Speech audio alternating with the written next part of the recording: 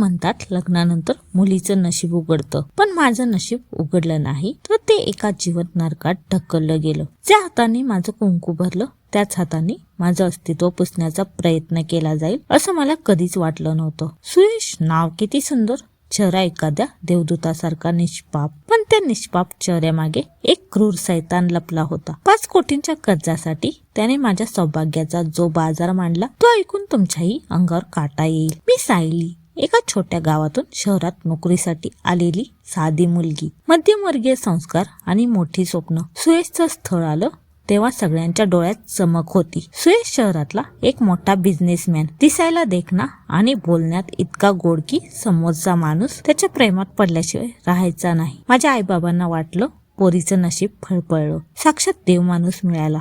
लग्नाचा सोहळा एखाद्या चित्रपटासारखा पार पडला. सुयशने माझ्या भांगात कुंकू भरलं तेव्हा मी स्वतःला जगातील सर्वात नशीबवान मुलगी समजत होते. पण मला काय माहित होते की हे कुंकू माझ्या सौभाग्याचं लेणं नसून माझ्यावर होणाऱ्या अत्याचाराचं पहिलं पाऊल होतं. लग्नाची पहिली रात्र मी खोलीत त्याची वाट पाहत होते. मनात भीती आणि उत्सुकता दोन्ही होते. सुयश खोलीत आला, पण त्याच्या डोळ्यात जे प्रेम मी आजवर पाहिलं होतं ते गायब होतं.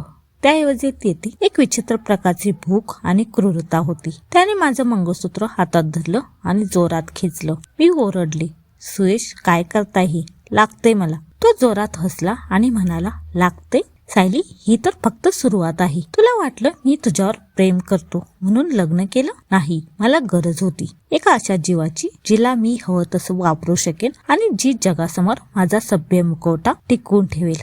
त्या रात्री त्याने मला मारहाण केली नाही, पण त्याच्या शब्दांनी माझ्या आत्म्याला जखमा केल्या. तो रात्रभर माझ्या दागिन्यांची किंमत मोजत बसला होता. मला कळलं त्याला मी नको होते. त्याला फक्त माझ्या रूपाने मिळणारी संपत्ती आणि प्रतिष्ठा हवी होती. दुसऱ्या दिवशी सकाळी तो पुन्हा देवदूत बनला. पाहुण्यांसमोर त्याने माझं कौतुक केलं, मला घास भरविला.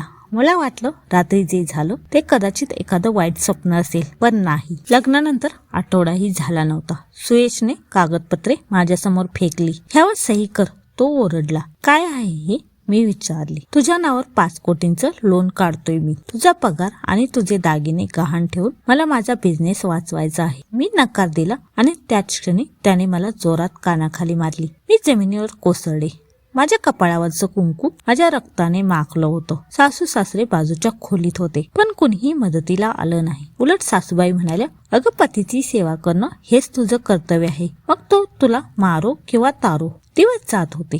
मी दिवसा ऑफिसमध्ये काम करायची आणि रात्री घरात या सैतानाचा छळ सहन करायची. एके दिवशी सुयश घराबाहेर गेला होता आणि चुकून कपाटाची चावी विसरला.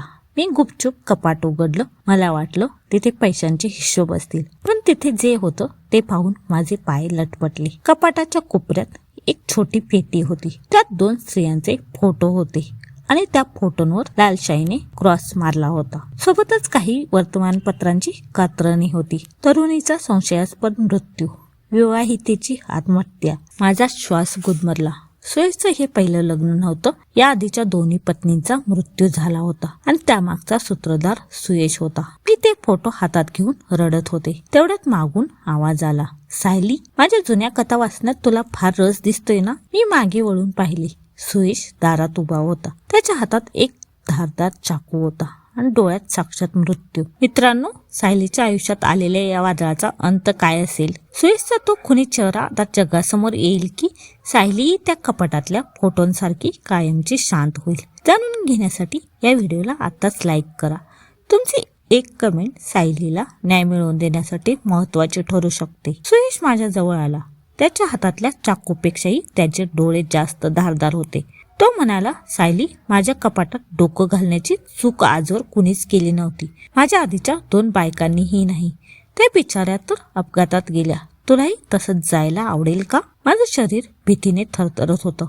पण त्याच क्षणी माझ्यातली ती जागी झाली. ज्या कुंकवाचा त्याने बाजार मांडला होता त्याच कुंकवाच्या शपथेवर मी ठरवलं की आज मी मरणार नाही तर या सैतानाला मारणार.